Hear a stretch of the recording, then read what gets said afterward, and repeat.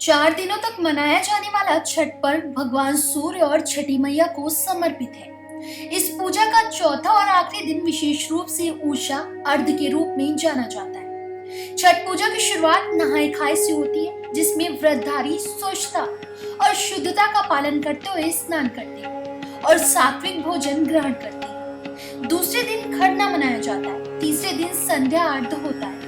इसमें सूर्यास्त के समय नदी या जलाशय के किनारे जाकर सूर्यदेव को अर्घ्य दिया जाता है।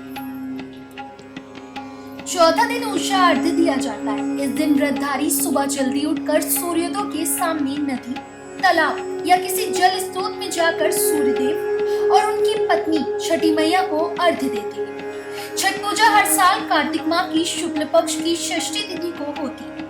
ये पूजा न केवल सूर्यदेव और छठी मैया को समर्पित है, बल्कि ये मान्यता है कि इसे करने से घर में सुख, समृद्धि और सकारात्मक ऊर्जा आती है। आज मंगलवार की सुबह सूर्योदय का समय प्रातः 6:30 था। इस दिन व्रती महिलाएं ने घाटों, नदियों और तालाबों के पवित्र जल में खड़े होकर सूर्यदेव को पूर्ण विधि विधान से अर्घ्य अर्पित किया। व्रती ने इस अवसर पर छठी मैया से अपने परिवार की सुख, समृद्धि, संतान के दीर्घायु, उत्तम स्वास्थ्य और जीवन में नई ऊर्जा की कामना की। इसके साथ 4 दिनों के कठिन तप और 36 घंटे का निर्जला उपवास का आज समापन हुआ। अर्घ्य देने के बाद व्रत का पारण किया जा रहा है, जिसमें प्रसाद के रूप में ठेकुआ, गुड़, केला, नारियल और मौसमी फल ग्रहण किए जाएंगे। सूर्य को पूर्व दिशा की ओर मुंह करके अर्घ्य देना चाहिए, क्योंकि सूर्यदेव का उदय पूर्व दिशा से होता है। सूर्य के पहले किरण के क्षितिज पर दिखाई देते ही कलश या पीतल के लोटे में जल भरकर उसमें सुपारी, फूल, चावल और दूब घास डालकर अर्घ्य अर्पित करें। अर्घ्य देते समय सूर्यदेव के नाम का जाप करें।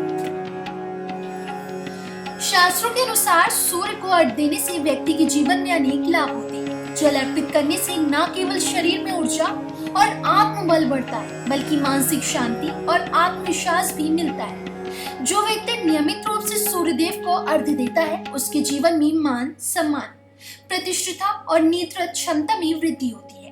ज्योतिष शास्त्र के अनुसार यदि जन्म कुंडली में सूर्य दोष या किसी अशुभ स्थिति का प्रभाव हो, तो नियमित रूप से सूर्य को अर्घ्य देने से ये दोष दूर होता है। कहा जाता है कि प्राचीन काल में राजा प्रियव्रत की कोई संतान नहीं थी। इस कारण वह अत्यंत दुखी और निराश रहते थे। एक बार महर्षि कश्यप ने राजा से कहा कि संतान प्राप्ति के लिए यज्ञ करना चाहिए। राजा ने महर्षि की सलाह मानी और यज्ञ कराया। इसके कुछ समय बाद राजा के घर एक पुत्र का जन्म हुआ, लेकिन दुर्भाग्यवश वह बच्चा मृत पैदा हुआ।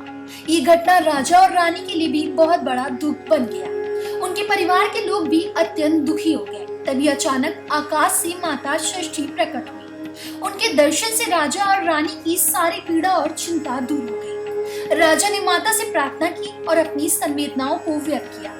देवी षष्ठी ने उत्तर देते हुए कहा, मैं ब्रह्मा की मानस पुत्री सृष्टि देवी हूँ। मैं इस विश्व के सभी बालकों की रक्षा करती हूँ और जो लोग निसंतान हैं, उन्हें संतान सुख प्रदान करती हूँ।